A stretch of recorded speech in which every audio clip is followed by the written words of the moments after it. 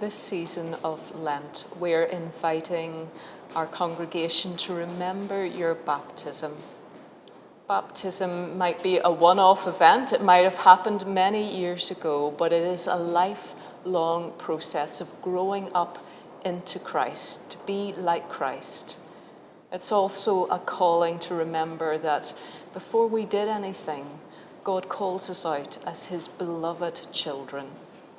And so we thought it would be helpful for you to see different people from our congregation in their workplaces and how they're living out their baptismal identity, how they're showing Christ's love to others, how they're modelling that in Christ everyone has worth and value. So take a look at different members now, how they go about their work, and how they remember that they are the beloved of Christ. Great. Well, I was called by the group here to kind of give an understanding of what work means to me. I've been a paramedic for 25 years now. I'm in more of a supervisor role these days. I would say I'm more of a leader of people than I am necessarily a clinician. But there is still some of that for me, and in some ways that's kind of a nice return to what I know the best. But my biggest challenge in some ways is making sure that my paramedics and my EMTs are able to be in the right place to deliver good care to the community these days. I would say I'm probably more of an organizer / administrator than I am a care person. And I think my role still as an advocate for my paramedics and my patients as a whole is probably a bigger role these days. I think it's easy for the business side of things to become more prevalent than it is the care aid. You know, we always say we're here for skill and compassion, and sometimes the compassion needs to outweigh the skill. So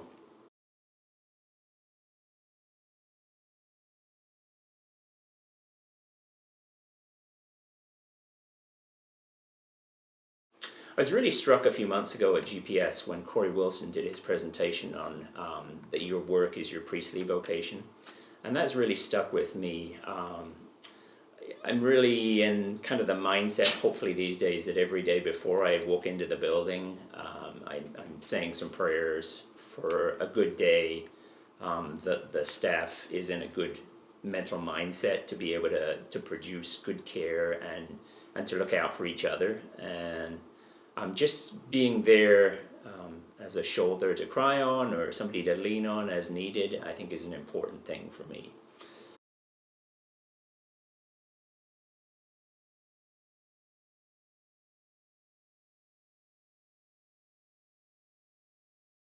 A couple of areas that I find it easier to offer up to God for worship, just general work. I think that for me personally, it was a big step moving into the leadership role where all tasks weren't completed in total every day.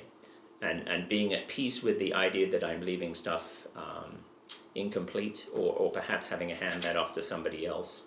Took a long time for me to feel at peace with that, but I think I'm there now, and just making sure that we don't drop the ball when we transition shifts, and making sure that we're doing as best of a job as we can, knowing that it's not completely finished on the day is important, but also making sure that we're doing our underlying task, which is are we the hands and feet of God in our community, and trying to encourage my perhaps non-believing or agnostic associates to really focus on how are we leaving our patients better than when we found them, and being able to kind of focus on that.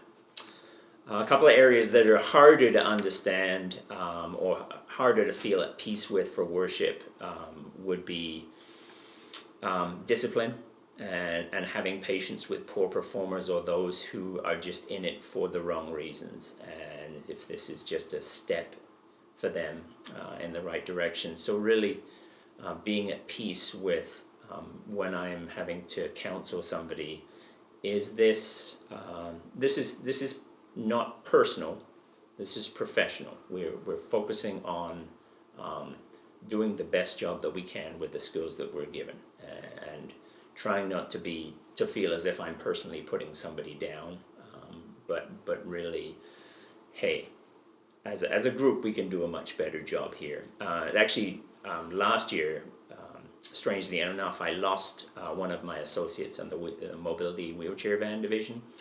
And on his cards that were handed out at his funeral, he actually had this quote, which was, "In the midst of your struggles today, how have you worshipped God?" And I stuck that up on my window at work, and it was really helpful for me, kind of when I'm just looking around for inspiration. How can I focus on that again?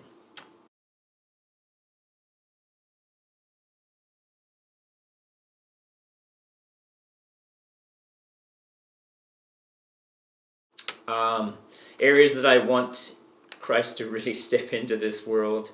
Understanding and peace right now with this whole vaccine process, for it to go smoothly, and even sometimes with my fellow associates, the ones who are distrustful themselves of the process and yet they work in healthcare, how can they be encouraged to not only take care of themselves, but through taking care of themselves and their families, spread that to the community, and really asking God to step in there. And a constant concern to me is, how are we making our care and our support services for our community equitable across all populations and cultures? We often see that the ones who are truly in poverty and have nothing, and the only way they can get a meal or a hot bed for the night is sometimes to call an ambulance to take them to a hospital. It's saddening, and it's been like that for the 25 years I have done this.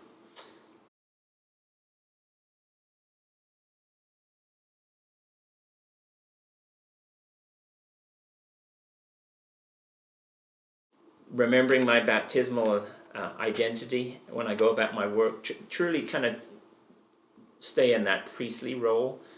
Okay, I'm not just doing this for me, I'm doing this for my fellow associates.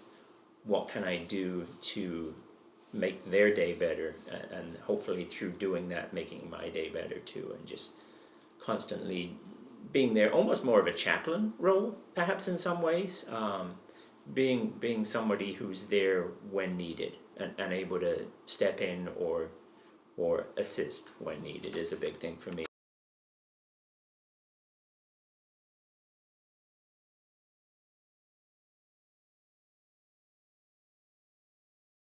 And a text that I've really kind of come to find, actually through this process, was 2 Timothy, or 2 Timothy 2:15, which is, "Do your best to present yourself as to God as one approved, a worker who has no need to be ashamed, but rightly handling the word of truth." And that's really helped me through that disciplinary stuff too. To be a good counselor requires honesty, and sometimes to the one who's being counseled, perhaps that seems unfair. But if you don't open with truth, the conversation is skewed, and just resting in the idea that God is supporting me in the honesty and the request for professionalism that I need as a supervisor. Yeah, so that would be my testimony.